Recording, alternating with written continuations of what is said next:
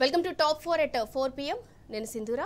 Top 4 news లోకి వెళ్లే ముందు ఇవాల్టి తాజా అప్డేట్స్ ని ఒకసారి తెలుసుకుందాం. కాంగ్రెస్ పాలనలో అన్ని రంగాలు కుదేలయ్యాయి. దీంతో విద్యుత్ వినియోగం భారీగా పడిపోయింది. ఇది రాష్ట్ర అభివృద్ధిని వెనక్కి నెడుతుందని నిపుణులు ఆందోళన వ్యక్తం చేస్తున్నారు.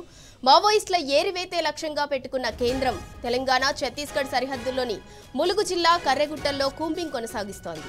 మరోవైపు తమ హామీలు అమలు చేయాలని డిమాండ్ చేస్తూ రిటైర్డ్ ఉద్యోగులు పోరుబాట పట్టారు. ఇక పాలనను గాలికొదిలి ఆధిపత్యం కోసం హస్తం నేతల కుస్తీలు పడుతున్నారు. ప్రజా సంక్షేమాన్ని మరిచి ఉనికి కోసం పాకులాడుతున్నారు. టాప్ 4 బ్రేకింగ్ న్యూస్ ని ఒకసారి చూద్దాం. రైట్, ఇక టాప్ 1 బ్రేకింగ్ న్యూస్ చూస్తున్నాం. రాష్ట్రంలో అన్ని రంగాలు కుదేలయ్యాయి, గణనీయంగా తగ్గిన విద్యుత్ వినియోగం అంటూ టాప్ 1 బ్రేకింగ్ న్యూస్ చూస్తున్నాం. ఇక టాప్ 2 మావోయిస్టుల కోసం కర్రెగుట్టలను జల్లెడ పడుతున్న భద్రతా బలగాలు అంటూ టాప్ 2 న్యూస్. ఇక టాప్ 3 డిమాండ్ల సాధన కోసం రిటైర్డ్ ఉద్యోగుల పోరుబాట అంటూ టాప్ 3 న్యూస్. ఇక టాప్ 4 పాలనను గాలి కొదిలి ఆధిపత్యం కోసం హస్తం నేతల కుస్తీలు.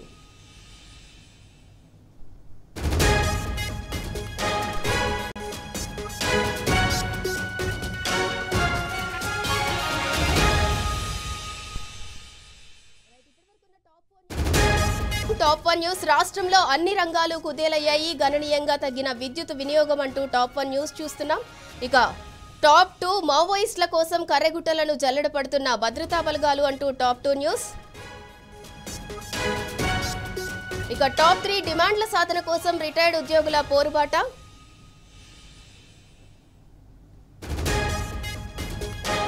ఇక టాప్ 4 పాలనను గాలి కొదిలి ఆధిపత్యం కోసం హస్తం నేతల కుస్తీలు.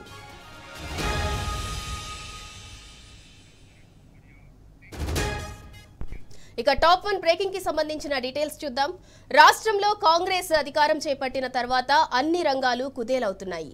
ప్రభుత్వం నియంతృత్వ ధోరణితో ప్రజలు అరిగోసపడుతున్నారు. అన్ని రంగాలు వేగంగా ముందుకు పోవాల్సిన సమయంలో వెనక్కిపోతున్నాయి. రాష్ట్రంలో విద్యుత్ తలసరి వినియోగం దారుణంగా పడిపోయింది. బీఆర్ఎస్ 10 ఏళ్ల పాలనలో ఏటేటా పెరిగిన విద్యుత్ వినియోగం కాంగ్రెస్ 17 నెలల పాలనలో మాత్రం భారీగా తగ్గిపోతోంది. గ్రామీణ ప్రాంతాలు మొదలుకొని పట్టణ ప్రాంతాల వరకు విద్యుత్ వినియోగం తగ్గిందని అధికారిక లెక్కలే చెబుతున్నాయి. వ్యవసాయ రంగం మొదలుకొని పారిశ్రామిక రంగం వరకు ప్రభుత్వ నిర్లక్ష్యం వల్ల విద్యుత్ వినియోగం పూర్తిగా తగ్గిపోయిందని నిపుణులు చెబుతున్నారు. అప్రకటిత విద్యుత్ కోతలు, బోర్లు, బావుల్లో నీళ్లు లేకపోవటం, చిన్న మధ్య తరహా పరిశ్రమలు మూతపడటంతో విద్యుత్ వినియోగం గణనీయంగా తగ్గిపోవటం ఆందోళన కలిగిస్తోంది. ఈ పరిణామాలు రాష్ట్రానికి మంచిది కాదని నిపుణులు ఆందోళన వ్యక్తం చేస్తున్నారు.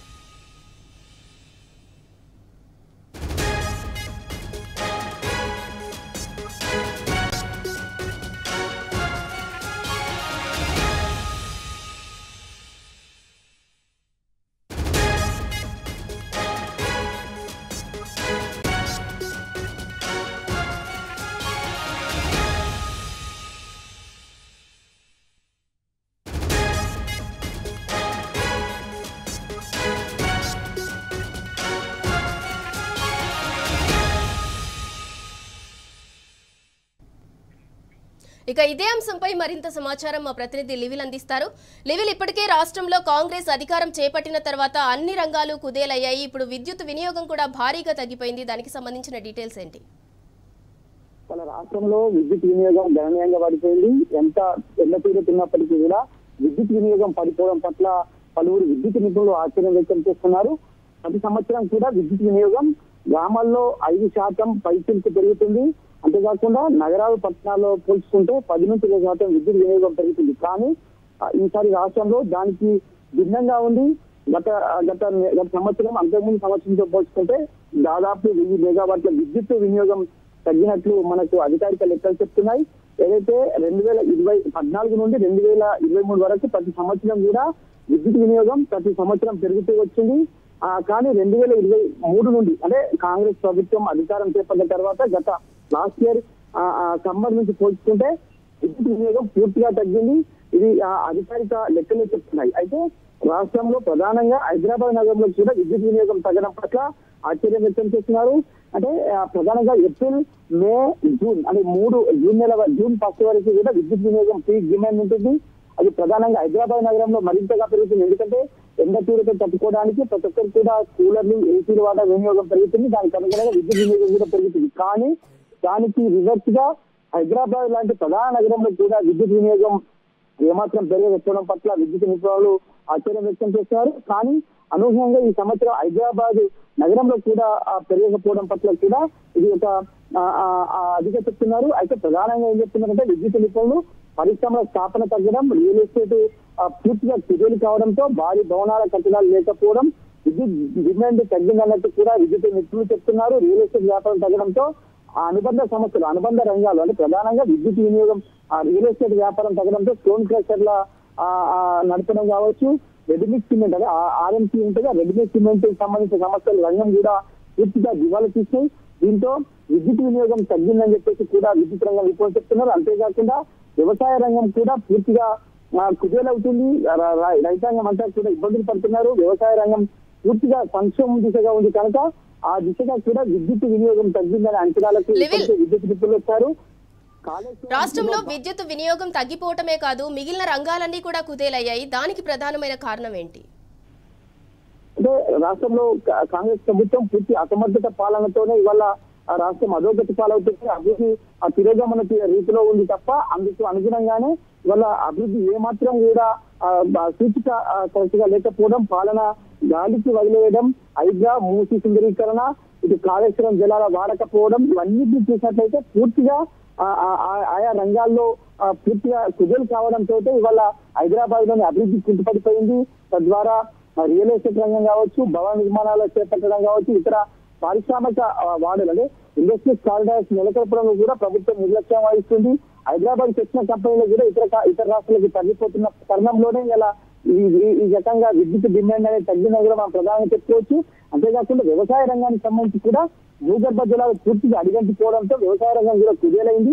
అందుకు అనుగుణంగానే ఎన్టీపీసీ అంటే నార్థన్ పవర్ డిస్ట్రిబ్యూషన్ కంపెనీకి సంబంధించిన ఏదైతే వరంగల్, కరీంనగర్, నిజామాబాద్, ఆదిలాబాద్ జిల్లాలకు సంబంధించింది. ఈ 4 జిల్లాలకు సంబంధించిన విద్యుత్ వినియోగం కూడా భారీగా తగ్గింది. అంటే వ్యవసాయానికి సంబంధించి బోర్లు, బావులు ఎండిపోవడంతో ఆయా జిల్లాలకు సంబంధించిన వ్యవసాయాలు పూర్తిగా తగ్గిపోవడంతో ఆ దిశగా అక్కడ ఎన్టీపీసీల పద్ధతి కూడా విద్యుత్ డిమాండ్ తగ్గింది. అంతేకాకుండా మరోపక్క ఇది అప్పటిగా ఎమర్జెన్సీ కరెంటు కోతలు కూడా మరోవైపు ఉన్నాయి. కరెంటు కోతలతో కూడా రాష్ట్రంలో ప్రధానంగా హైదరాబాద్ నగరంతో పాటు వివిధ జిల్లాలు కామారెడ్డి కావచ్చు, మెదక్ కావచ్చు, ఇటు భువనగిరి జిల్లాలో కూడా కరెంటు కోతలు భారీగా ఉన్నట్టు కూడా సమాచారం ఉంటుంది. అందుకు అనుగుణంగా హైదరాబాద్ నగరంలో ప్రధానంగా ఈసీఎల్ అంటే మేడ్చల్ మల్కాజ్గిరి జిల్లాలో పలు ప్రాంతాల్లో కరెంటు గంటల కొద్దీ పోతుంది. ఇటు జుబ్లీహిల్స్ లోని ఫిలిం నగర్ లో సైతం కరెంటు కోతలు ఉన్నాయని చెప్పేసి చాలా మంది వినియోగదారులు ఫిర్యాదిస్తే కూడా అధికారులు కనీసం కూడా పట్టించుకోవట్లేదు. మీకు కరెంట్ వచ్చినప్పుడే వస్తుంది, మీరేది ఫిర్యాదించారని చెప్పేసి కూడా ఈ ఫిలిం నగర్ లోని ఒక అధికారి వినియోగదారులను ఇష్టం వచ్చినట్టు మాట్లాడిన మాటలు కూడా ఇవాళ కొంతమంది అధికారులు మనకు చెప్తున్నారు. ఏదైనప్పటికీ ఇలా కరెంటు కోతలతో పాటు విద్యుత్ వినియోగం తగ్గడం అనేది రాష్ట్ర అభివృద్ధి తిరోగమనం, ఇది అభివృద్ధి పూర్తిగా కుంటుపడిన దానికి అర్థంగా చెప్పుకోవచ్చు. రాష్ట్రంలో అభివృద్ధి లేదనే దానికి ఇదే పెద్ద ఉదాహరణగా 2014 నుంచి 2023 వరకు ప్రతి సంవత్సరం కూడా దాదాపుగా ఎవ్రీ ఇయర్ 1,000-1,500 మెగావాట్ల విద్యుత్ వినియోగం పెరిగితే ఈ సంవత్సరం 1000 నుంచి 1,500 మెగావాట్లు తగ్గడం అనేది ఖచ్చితంగా అభివృద్ధి జరగడానికి ప్రధానంగా హైదరాబాద్ లాంటి నగరంలో కూడా ఇండస్ట్రీస్ కారిడార్లో కూడా విద్యుత్ వినియోగం తగ్గడం పట్ల చాలా మంది నిపుణులు ఆశ్చర్యం వ్యక్తం చేస్తున్నారు. ఈ కాలంలో విద్యుత్ వినియోగం తగ్గడం ఏంటి, దేశంలోనే సరాసరి విద్యుత్ వినియోగం పెరుగుదల రాష్ట్రంగా తెలంగాణ ఉంది. అలాంటి తెలంగాణలో విద్యుత్ వినియోగం తగ్గడం ఏంటని చెప్పేసి ఆశ్చర్యం వ్యక్తం చేస్తున్నారు.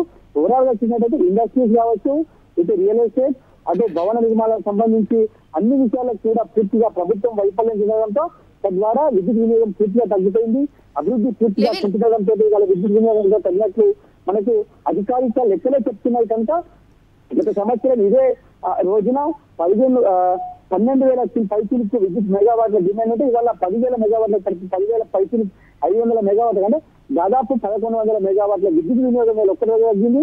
హైదరాబాద్ లాంటి నగరంలో గత సంవత్సరం ఏ విధంగా ఉందో ఈ సంవత్సరం కూడా అదే విధంగా విద్యుత్ వినియోగం ఉన్న పట్ల కూడా విద్యుత్ రంగ నిపుణులంతా కూడా ఆశ్చర్యం వ్యక్తం చేస్తున్నారు.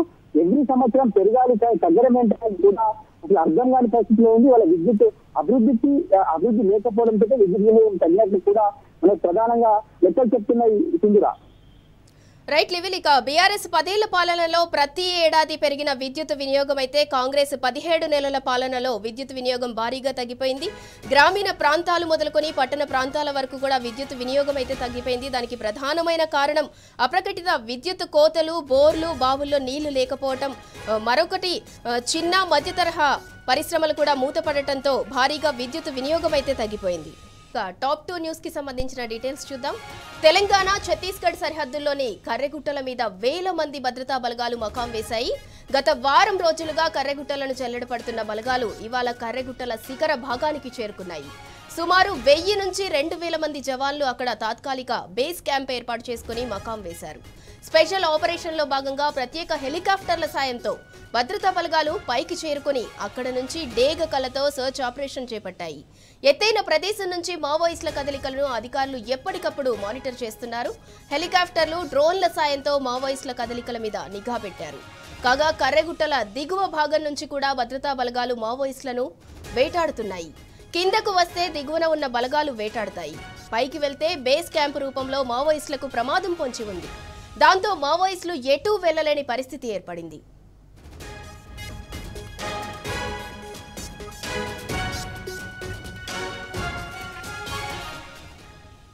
ఇక ఇదే అంశానికి సంబంధించి మరింత సమాచారం మా ప్రతినిధి సాంబా అందిస్తారు. సాంబా, కర్రెగుట్టల మీద భద్రతా బలగాలు మకాం వేశాయి, దానికి సంబంధించిన పూర్తి డీటెయిల్స్ ఏంటి? ఆపరేషన్ ఖగార్ పేరుతో కర్రెగుట్టల్లో కొనసాగుతున్నటువంటి తెలంగాణ ఛత్తీస్గఢ్ సరిహద్దు ప్రాంతంలో ఉన్నటువంటి ములుగు జిల్లా వెంకటాపురం, అట్లాగే బీజాపూర్ జిల్లాలో ఉన్నటువంటి ఊసూర్ బ్లాక్ పరిధిలో విస్తరించినటువంటి కర్రెగుట్టల్లో ఆపరేషన్ ఖగార్ ఇంకా కొనసాగుతున్నది. గత వారం 10 రోజులుగా ఈ ప్రాంతంలో మకాం వేసినటువంటి భద్రతా బలగాలు అన్ని వైపుల నుంచి మావోయిస్టులను చుట్టుపుట్టి దాడిని కొనసాగించేటువంటి ప్రయత్నం చేస్తున్నారు. కింద కర్రెగుట్టల దిగువ భాగాన వేల మంది జవాన్లను మోహరించి కూంబింగ్ ఆపరేషన్ చేపడుతున్నారు. మావోయిస్టులు ఏర్పాటు చేసినటువంటి ఐఈడీలను, మందు పాత్రలను వెనక్కి తీస్తూ పైకి చొచ్చుకొని వెళ్లేందుకు ప్రయత్నం చేస్తున్నారు.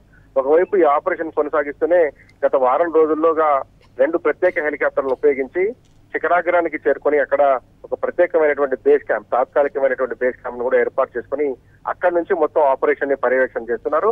శిఖరం నుంచి కిందికి వచ్చేటువంటి దారులన్నిటిని కూడా డేగ కళ్ళతో నిఘా పర్యవేక్షణ చేపట్టారు. 2 వైపుల నుంచి మావోయిస్టులను దిగ్బంధించేటువంటి ప్రయత్నం చేస్తా ఉన్నటువంటి పరిస్థితులు ఒక పక్క ఉన్నాయి. ఇంకొక పక్క శాంతి చర్చల పేరుతో ఇవాళ కొద్దిసేపటి క్రితం కూడా మావోయిస్ట్ పార్టీ కేంద్ర కమిటీ అధికార ప్రతినిధి అభయ్ పేరుతో మరొక లేఖ వచ్చింది. నిన్నొక లేఖ ఇదే అభయ్ పేరుతో వచ్చింది, ఇవాళ ఒక లేఖ కూడా అభయ్ పేరుతో వచ్చింది. అయితే ఇప్పుడు బొకారోలో జరిగినటువంటి ఎన్కౌంటర్ ను ఖండిస్తూ అక్కడ ఉన్నటువంటి విప్లవోద్యమ నాయకులు, కేంద్ర కమిటీ సభ్యులను 3 మొత్తం 5 మొత్తం 8 మందిని హతమార్చడాన్ని జార్ఖండ్ రాష్ట్రంలో జరిగినటువంటి ఎన్కౌంటర్ ను ప్రస్తావన చేస్తూ తమ ముఖ్యమైనటువంటి నాయకత్వాన్ని కోల్పోయామని చెప్తూనే మళ్ళీ ఒక శాంతి చర్చల ప్రతిపాదనను అభయ్ తీసుకొచ్చారు. అభయ్ ఆ లేఖలో స్పష్టంగా ఏం చెప్తారంటే, కేంద్ర ప్రభుత్వం శాంతియుత వాతావరణాన్ని కల్పిస్తే గనక మేము చర్చలకు సిద్ధంగా ఉన్నామంటూ ఒక ప్రకటన జారీ చేశారు. నిన్న కూడా ఇంచుమించు ఇలాంటి ప్రకటన జారీ చేశారు.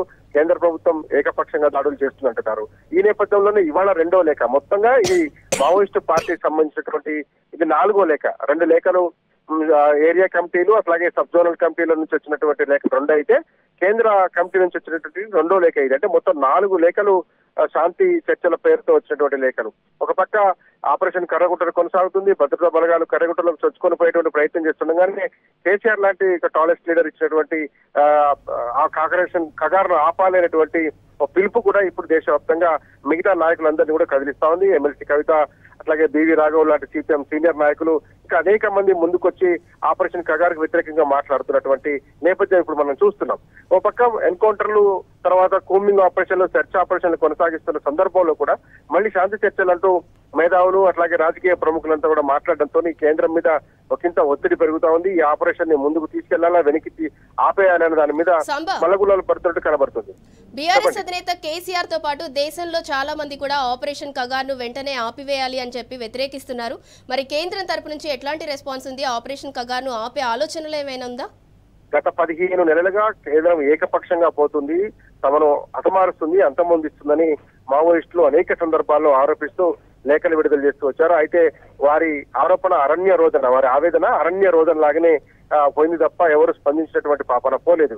ఎప్పుడైతే కేసీఆర్ నిన్న జరిగినటువంటి రజతోత్సవ సభ వేదికగా లక్షల మంది జనం చప్పట్ల మధ్య మీరు దీనికి ఆమోదం తెలిపితే తీర్మానంగా భావించి కేంద్రానికి లేఖ రాస్తాను, మావోయిస్టులను ఏరివేత ఏకపక్షంగా చంపేసేటువంటి అంశం కరెక్ట్ కాదు అనేటువంటి లైన్ ఏదైతే తీసుకున్నారో ఇప్పుడు దేశం మొత్తం కూడా అదే లైన్ లో తమ గొంతు వినిపిస్తుంది. ఎందుకంటే నిన్న మొన్నటి దాకా అందరూ భయపడినటువంటి పరిస్థితి కనిపించింది. ఎక్కడ కేంద్రానికి వ్యతిరేకంగా, ఎక్కడ మావోయిస్టులకు అనుకూలంగా మాట్లాడితే అర్బన్ నక్సలైట్ అనేటువంటి ముద్ర వేస్తారనేటువంటి అనుమానాలు అనేక ఉన్నాయి. ఎక్కడైనా సోషల్ మీడియాలో పోస్ట్ పెట్టినా లేదంటే శాంతి ర్యాలీ చేసినా కానీ వాళ్ళను ఒక దేశ ద్రోహుల్లాగా చూస్తున్నటువంటి పరిస్థితులు నిన్న మొన్నటి దాకా కంటిన్యూ అయినాయి. కానీ ఎప్పుడైతే కేసీఆర్ లాంటి నాయకుడు ఈ కగారును ఆపేయాలంటూ నిలదీసి గట్టిగా ప్రశ్నించేటువంటి ప్రయత్నం చేశారో మిగతా వామపక్షవాదులకు, ప్రజాస్వామికవాదులకు కూడా ఒక బలం చేకూరినట్టయింది. ఇప్పుడు బాహాటంగా బయటకు వచ్చి మాట్లాడుతున్నారు, శాంతి ర్యాలీలు చేస్తా ఉన్నారు, కొవ్వొత్తుల ప్రదర్శనలు చేస్తున్నారు, మావోయిస్టులను ఏకపక్షంగా చంపొద్దు ఆపండి అంటూ రౌండ్ టేబుల్ సమావేశం నిర్వహిస్తున్నారు. నిన్న కూడా ముఖ్యమంత్రి కూడా కలిసి వినతి పత్రం ఇచ్చి శాంతి చర్చలకు కేంద్రం మొగ్గు చూపేలాగా చొరవ చూపండి అంటూ తెలంగాణ ముఖ్యమంత్రి కూడా లేఖించినటువంటి సందర్భాలు ఉన్నాయి. ఎప్పుడైతే ఒక పెద్ద లీడర్ బయటకు వచ్చి ఈ మావోయిస్టులను చంపొద్దు, అణచివేయొద్దు, ఏకపక్షంగా చంపేసుకుంటూ పోతే సైన్యం చేతిలో ఉందని అనేటి మాట కేసీఆర్ ఎప్పుడన్నారో ఇప్పుడు అందరూ లైన్ తీసుకుంటున్నారు. మావోయిస్టులను చంపడం కాదు, చర్చించి సమస్యను పరిష్కరించే దిశగా ప్రయత్నం చేయాలి కేంద్రం అంటున్నారు. కేంద్రం మీద మాత్రం ఖచ్చితంగా ఒత్తిడి పెరుగుతుంది. అనేక మంది రాజకీయ ప్రముఖులు, అట్లాగే ప్రజా సంఘాల నాయకులు, విప్లవ సంఘాల నుంచి ప్రాతినిధ్యం వహించిన వాళ్ళు, గతంలో మావోయిస్టు పార్టీలో పనిచేసి ఇప్పుడు లొంగిపోయినటువంటి వాళ్ళందరూ కూడా ఈ ఏకపక్ష కాల్పులు మంచిది కాదు, ప్రజాస్వామ్య స్ఫూర్తికి విరుద్ధంగా ఉంది అనేటువంటి లైన్ తీసుకోవడం బట్టి చూస్తే కనుక కేంద్రం మీద ఒత్తిడి పెరుగుతున్నట్టు కనపడుతోంది. కేంద్రం వెనక్కి తగ్గుతుందా లేదని చూడాలి. మరోపక్క కర్రెగుట్టల్లో కూడా గత వారం రోజులుగా భద్రతా బలగాలు సాధించినటువంటి ప్రగతి కూడా పెద్దగా ఏం లేదని చెప్పుకోవాలి. ఎందుకంటే పోతున్నారు, ఏరియల్ వ్యూ ద్వారా చేస్తున్నారు, అట్లాగే డ్రోన్ మ్యాపింగ్ చేస్తున్నారు, తీసుకొస్తున్నారు తప్ప ఇప్పటి వరకు వేటాడింది కానీ వెంటాడింది కానీ లేదు. దాదాపు 100 పైన వీళ్ళంతా కూడా వడదెబ్బకు గురైనటువంటి సందర్భాలని మొత్తం ఒక ఒత్తిడి అయితే పెరుగుతుంది కేంద్రం మీద, రాష్ట్రం మీద. చూడాలి ఈ చర్చ క్రియ ఏ మూలపు తీసుకోబోతుందో. Right, thank you Samba. ఇక వారం రోజులుగా కర్రెగుట్టలను బలగాలైతే చెల్లడి పడుతున్నాయి. ప్రత్యేక హెలికాప్టర్ల సాయంతో కర్రెగుట్టల శిఖర భాగానికైతే బలగాలు చేరుకున్నాయి. ఎత్తైన ప్రదేశం నుంచి మావోయిస్టుల కదలికలపై మానిటరింగ్ చేస్తున్నారు. అలా మొత్తం కర్రెగుట్టల శిఖర భాగాన సుమారు 1000 నుంచి 2000 మంది జవాన్లైతే ఉన్నారు. మరోవైపు ఆపరేషన్ కగార్ కి సంబంధించి బీఆర్ఎస్ అధినేత కేసీఆర్ ఆపరేషన్ కగార్ ను వెంటనే నిలిపివేయాలని కేంద్రానికి కూడా లేఖ రాస్తామని చెప్పారు. అటు బీఆర్ఎస్ అధినేత కేసీఆరే కాదు, దేశవ్యాప్తంగా కూడా ఆపరేషన్ కగార్ ను వెంటనే నిలిపివేయాలని దేశవ్యాప్తంగా నిరసనలు కూడా వ్యక్తమవుతున్నాయి.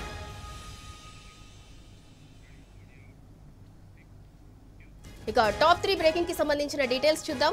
కాంగ్రెస్ సర్కార్పై పెన్షనర్లు పోరుబాట పట్టారు. హైదరాబాద్ లోని ఇందిరా పార్క్ వద్ద తెలంగాణ ఆల్ పెన్షనర్స్ అసోసియేషన్ ఆధ్వర్యంలో మహాధర్నా చేపట్టారు. పెన్షనర్ల సమస్యలు ప్రభుత్వం పరిష్కరించాలని డిమాండ్ చేశారు. రిటైర్ అయిన ఉద్యోగులకు వెంటనే పెన్షనరీ బెనిఫిట్స్ అందించాలన్నారు. రిటైర్డ్ ఉద్యోగులకు ఎన్నికల ముందు కాంగ్రెస్ పార్టీ ఇచ్చిన హామీలను నెరవేర్చాలని కోరారు. పెండింగ్ లో ఉన్న డిఏ, డిఆర్లను విడుదల చేయాలని, ఈహెచ్ఎస్ ద్వారా మెరుగైన వైద్యం అందించాలని పెన్షనర్లు డిమాండ్ చేశారు. మెడికల్ రియంబర్స్మెంట్ బిల్లులు విడుదల చేయకపోవడంతో ఇబ్బందులు పడుతున్నామని రిటైర్డ్ ఉద్యోగులు ఆవేదన వ్యక్తం చేశారు.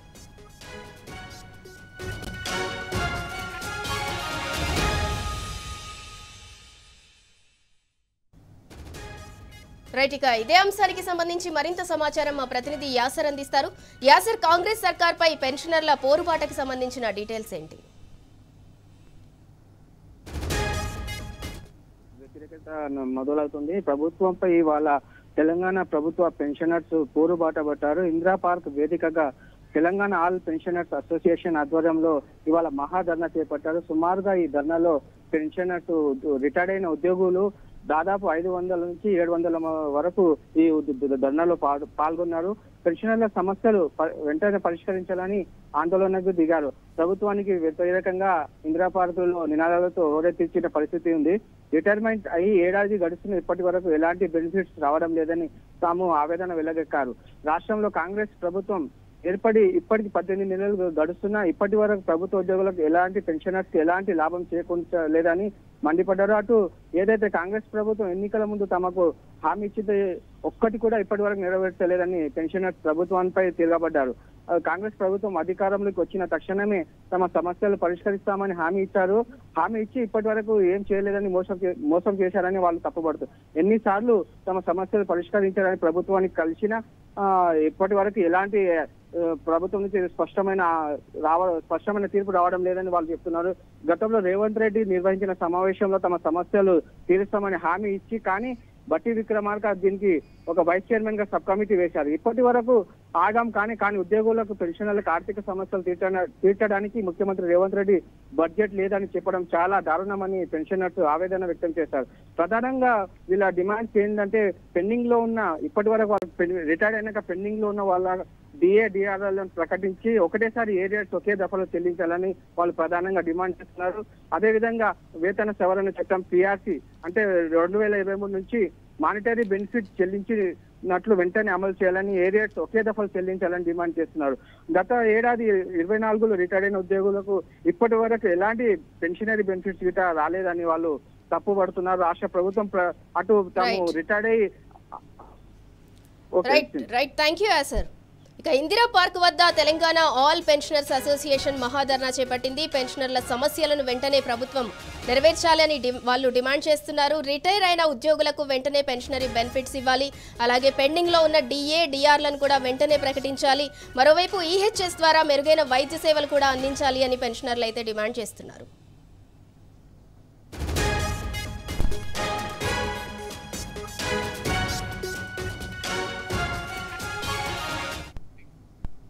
రైట్, ఇక టాప్ 4 బ్రేకింగ్ న్యూస్ కి సంబంధించిన డీటెయిల్స్ చూద్దాం.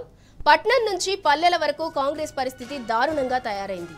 ఇప్పటికే వర్గాలతో కాంగ్రెస్ సతమతమవుతుండగా అది గ్రామాలకు విస్తరించింది.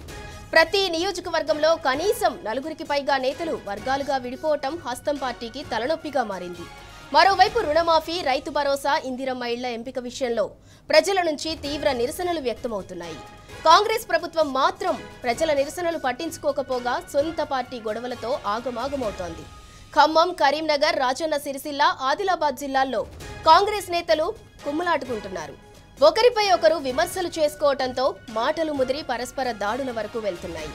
ఆయా జిల్లాల్లో కాంగ్రెస్ గొడవలపై మరింత సమాచారం తెలుసుకుందాం.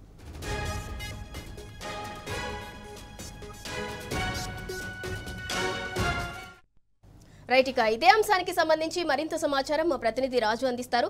రాజు, రాష్ట్రంలో ఇవాళ ఎక్కడ చూసినా పట్నం నుంచి పల్లెల వరకు కూడా కాంగ్రెస్ గొడవలే కనిపిస్తున్నాయి. ఎందుకు అసలు ఈ గొడవలు ఏంటి? దానికి సంబంధించిన డీటెయిల్స్ చెప్పండి. ఇందులో కాంగ్రెస్ ప్రభుత్వ పాలనపై రాష్ట్రంలోని సామాన్య ప్రజానికమే కాకుండా కాంగ్రెస్ కార్యకర్తలు, ద్వితీయ స్థాయి నాయకులు సైతం అసంతృప్తి వ్యక్తం చేసిన పరిస్థితి కనిపిస్తుంది. నిన్న ఆదిలాబాద్ జిల్లాలో జరిగిన ఆదిలాబాద్ జిల్లా కాంగ్రెస్ పార్టీ జిల్లా స్థాయి కార్యకర్తల విస్తృత స్థాయి సమావేశంలో పలువురు కాంగ్రెస్ కార్యకర్తలు, ద్వితీయ స్థాయి నాయకులు పార్టీ రాష్ట్రాయి నాయకుల ఎదుట తమ ఆవేదన వ్యక్తం చేయడం జరిగింది. కాంగ్రెస్ పార్టీ అధికారానికి వచ్చి 15 నెలలు గడుస్తున్నప్పటికీ కాంగ్రెస్ పార్టీ ఎన్నికల సమయంలో ఇచ్చిన 6 గ్యారెంటీల అమలు కాకపోవడంతో తాము గ్రామాలలో తిరగలేని పరిస్థితి ఉందని ఆది నాయకత్వం ఎదుట కాంగ్రెస్ సంబంధించిన ద్వితీయ స్థాయి నాయకులు, కార్యకర్తలు మొరపెట్టుకున్న పరిస్థితి కనిపించింది. అలాగే నామినేటెడ్ పోస్టుల విషయంలో కూడా ఇంతవరకు కూడా కాంగ్రెస్ పార్టీ అధికారం చేపట్టి దాదాపు 2 సంవత్సరాలు దగ్గర పడుతున్నప్పుడు కూడా నామినేటెడ్ పోస్టులు జిల్లాలో పూర్తిగా ద్వితీయ శ్రేణి నాయకులకు అన్యాయం జరిగిందని, అలాగే కనీసం నామినేటెడ్ పోస్టులు ఇవ్వకుండా కానీ పార్టీ పదవులన్నా ఇవ్వాలని చెప్పేసి తాము పదే కోరుతున్నప్పుడు కూడా మాది నాయకత్వం నుంచి ఎలాంటి స్పందన కనిపించడం లేదని ఆవేదన వ్యక్తం చేయడం జరుగుతుంది. ఉమ్మడి ఆదిలాబాద్ జిల్లా వ్యాప్తంగా చూసుకుంటే మాత్రం 4 జిల్లాల్లో కూడా పూర్తి స్థాయిలో ఎక్కడికక్కడ గ్రూపులు ఉన్న పరిస్థితి కనిపిస్తుంది. ఇప్పటివరకు కూడా జిల్లా అంటే అధికార కాంగ్రెస్ పార్టీ ప్రభుత్వం ఉన్నప్పుడు కూడా కనీసం జిల్లా కాంగ్రెస్ పార్టీకి సంబంధించిన అధ్యక్షుడిని కూడా నియమించలేని పరిస్థితి ఉంది. అలాగే కార్యవారిని కూడా ఇంతవరకు కూడా ఏర్పాటు చేయడం లేదు. అలాగే ద్వితీయ స్థాయి నాయకులను ఇక్కడ కూడా పట్టించుకున్న పరిస్థితి కనిపించడం లేదు. ఎక్కడ చూసినా కానీ ఇంకో ఒంటెత్తు పొగలు మాత్రమే కనబడుతున్నాయని ఆది నాయకత్వం ఎదుట ద్వితీయ స్థాయి నాయకులు ఆగ్రహం వ్యక్తం చేయడం జరిగింది. తాము కాంగ్రెస్ పార్టీ అధికారంలో రావడానికి ఎంతో కష్టపడ్డామని, తాము కష్టపడినప్పటికీ కూడా కేవలం ఒకరిద్దరు మొన్న వచ్చి పార్టీలకు విద్యా పార్టీల కింద వచ్చిన వారు మాత్రమే పదవులు అనుభవిస్తున్నారని, తాము మాత్రము అలాగే ఉండిపోయామని, ఇలా అయితే పార్టీ బతకడం చెప్పడం జరుగుతున్నది. మొత్తానికి అయితే ఈ రుణమాఫీ విషయంలో కానీ, అలాగే ఇటు రైతు భరోసా విషయంలో కూడా తాము గ్రామాలలో తల ఎత్తుకోలేని పరిస్థితి అని చెప్పడం జరిగింది. ఆదిలాబాద్ జిల్లాను పైలట్ ప్రాజెక్ట్ గా తీసుకొని ఇప్పటి వరకు ఆదిలాబాద్ జిల్లాలో రుణమాఫీ కానీ రైతులకు రుణమాఫీ చేయాలని, అలాగే రైతు భరోసా రాని రైతులకు రైతు భరోసా ఇవ్వాలని చెప్పేసి కనీసం రైతులకన్నా న్యాయం చేయాలని కాంగ్రెస్ నాయకులు, అధినాయకులు ఎదుట ద్వితీయ శ్రేణి నాయకులు, కాంగ్రెస్ సంబంధించిన కార్యకర్తలు మొరపెట్టుకున్న పరిస్థితి కనిపించింది. రైట్, థ్యాంక్ యూ రాజు. ఇక ఇదే అంశానికి సంబంధించి మరింత సమాచారం మా ప్రతినిధి వేణు అందిస్తారు. వేణు, ఇవాళ రాష్ట్రంలో ఎక్కడ చూసినా కూడా కాంగ్రెస్ నేతలు లేదంటే కాంగ్రెస్ కార్యకర్తల మధ్య ఇంటర్నల్ గొడవలు అయితే జరుగుతున్నాయి. కరీంనగర్ లో ఎస్పెషల్లీ కాంగ్రెస్ మీటింగ్ లో గొడవకు సంబంధించిన అప్డేట్ ఏంటి? అసలు ఎందుకు ఆ గొడవ జరిగింది? సింధూర, ఇటు కాంగ్రెస్ పార్టీకి సంబంధించి చూసుకుంటే గత 2 రోజుల నుంచి కూడా ఇటు కరీంనగర్, ఇటు రాజన్న సిరిసిల్ల, నిన్న కరీంనగర్ జిల్లాలో డీసీసీ సమావేశంలో జరిగింది. విస్తృత స్థాయి సమావేశాలు నిర్వహిస్తున్నటువంటి పరిస్థితి. నిన్న కరీంనగర్ లో కూడా ఈ విస్తృత స్థాయి సమావేశంలో ఒక వర్గం మీద మరొక వర్గం బాహాబాహి దిగినటువంటి నేపథ్యం కనిపించింది. ఇంకోవైపు ఏఐసిసి సెక్రటరీ విశ్వనాథన్ పెరుమాల్ దీనికి ముఖ్య అతిథిగా వచ్చారు. ఆయన ముందే వీరు ఒకరి మీద ఒకరు బాహాబాహిగా కొట్లాడుకోవడం, తోసివేసుకోవడం చూసి పెరుమాల్ ఏం చేయాలో తోచని పరిస్థితి నిన్న కరీంనగర్ లో డిసిసి ఆఫీస్ లో కనిపించింది. అంటే వీళ్ళు కాంగ్రెస్ కు చూసుకుంటే మొత్తం వర్గపోరు మాత్రం స్పష్టంగా ప్రతి మీటింగ్ లో మనకు కనిపిస్తుంది సింధూర. అంటే ఒకరికంటే ఒకరు, మేమంటే మేము సీనియర్లం అంటే మేము జూనియర్లం, మేము జూనియర్లం అంటే మేము సీనియర్. అంటే ఈ యొక్క వర్గపోరు తోటి ఏఐసిసి నుంచి వచ్చినటువంటి వాళ్ళకు కూడా ఏం చేయాలో దిక్కుతోచని పరిస్థితి అయితే మనకు స్పష్టంగా కనిపిస్తుంది సింధూర. ఈ రోజు కూడా రాజన్న సిరిసిల్ల జిల్లాలో కూడా విస్తృత స్థాయి సమావేశాలు నిర్వహించినటువంటి పరిస్థితి. అంటే దీనికి సంబంధించి చూస్తుంటే ఇటు ఏఐసిసికి సంబంధించిన సెక్రటరీ విశ్వనాథన్ పెరుమాల్ కూడా ఈ రోజు కూడా అటెండ్ అయినట్టు.